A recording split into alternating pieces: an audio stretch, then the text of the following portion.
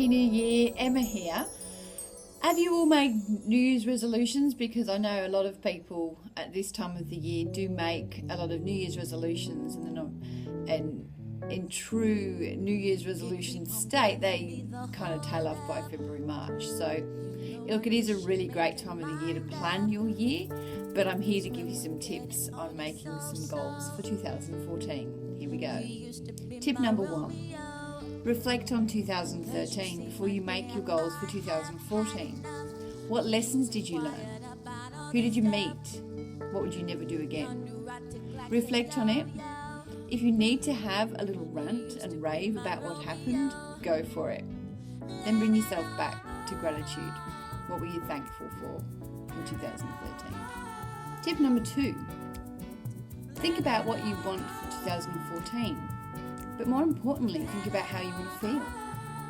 Tip number 3, think about your theme for the year.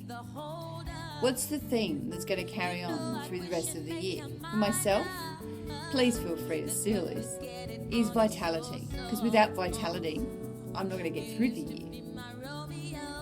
So what is it? What's your theme? Tip number 4, write down your goals. Then chunk them down. Looking at the next 12 months can be a little bit overwhelming, so chunk it down into 3 months, or even 2 months, or even 1 month, and then chunk that down into weeks, or even days, whatever works for you. We look at the bigger picture, we get overwhelmed. Chunk it right down. For example, if you want to do a food plan, then do a food plan for a week. Then do those for the days, but be flexible with it. Don't just say, I have to have this on a Monday and I have to have this on a Tuesday. Be flexible. Have your 5 or 7 meals and then just pick them out of the fridge when you know what you want on that day. Don't be too rigid and too hard on yourself. And lastly, tip number 5 is to get accountable. So tell your friends, tell your family, tell your partner, tell me. Get on Facebook and tell others what your plans are. We're more likely to get out there and do them if we're held accountable. And for a lot of people, that's all they need is that extra boost. Put a plan on Facebook and tell them what you want to do.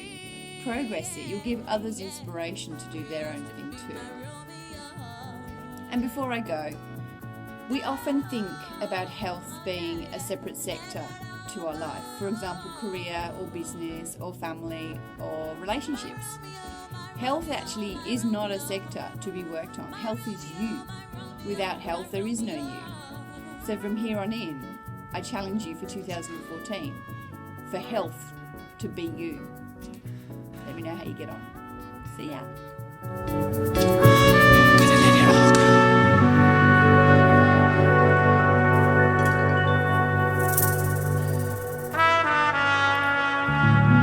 Just let it